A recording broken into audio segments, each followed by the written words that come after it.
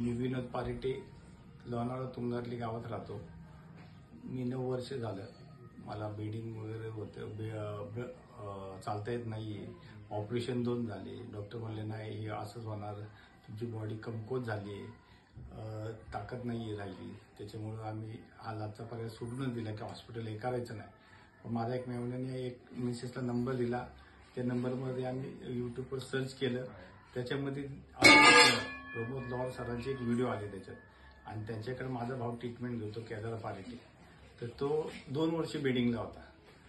तो 2 का 3 ट्रीटमेंटमध्येच त्याचे चालणं चालू केलं, त्यांनी वॉकर चालू केलं। तिसऱ्या दिवशी तर वॉकर सोडूनच चालायला लागला डायरेक्ट तो। ती व्हिडिओ बघून आम्ही लगेच लॉर सरांना फोन केला, त्यांची अपॉइंटमेंट घेतली। ते म्हणले तुम्ही आजच संध्याकाळी या। तर आम्ही म्हणलं नाही, आम्हाला हे देऊ लांब पडतं, त्याच्यामुळे आम्ही दुसऱ्या दिवशी येतो। तर दुसऱ्या दिवशी आम्ही गेलो। देऊमध्ये गेल्यानंतर त्यांच्या क्लिनिक पाशी गेल्यानंतर आम्ही जरा गप्प झालो की क्लिनिक एवढं छोटं कसं काय। तर मग आत गेलो, त्यांनी आमची सोनोग्राफी रक्तदाब चेक करायला लावलं। त्याच्यानंतर रिपोर्ट भेटले, त्यांनी एक इंजेक्शन दिलं आणि त्या दिवशी म्हणले दुसऱ्या दिवशी तुम्ही या, आपली ट्रीटमेंट चालू करू। तर मी विचार केला की एक इंजेक्शन घेऊन आता बघू काय फरक पडतो। घरी गेल्यानंतर इतका फरक पडला, माझं पेन अख्खं बंद झालं, पाठीला सूज होती ती बंद झाली। दुसऱ्या दिवशी मला सकाळी चांगली झोप सकाळी लवकर उठलो, आवरलं, ह्यांना म्हणलं आपल्याला डॉक्टरांकडे जायचं। आणि तिथनं आम्ही निघून दुसऱ्या दिवशी डॉक्टरांकडे गेलो। डॉक्टरांनी सलाईन लावलं 2, त्याच्यात इंजेक्शन दिले।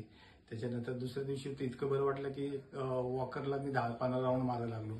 त्यांनी गोळ्या औषधं चालू केली आणि आता माझं पेन एकदम बंद झाले, सगळं व्यवस्थित आहे।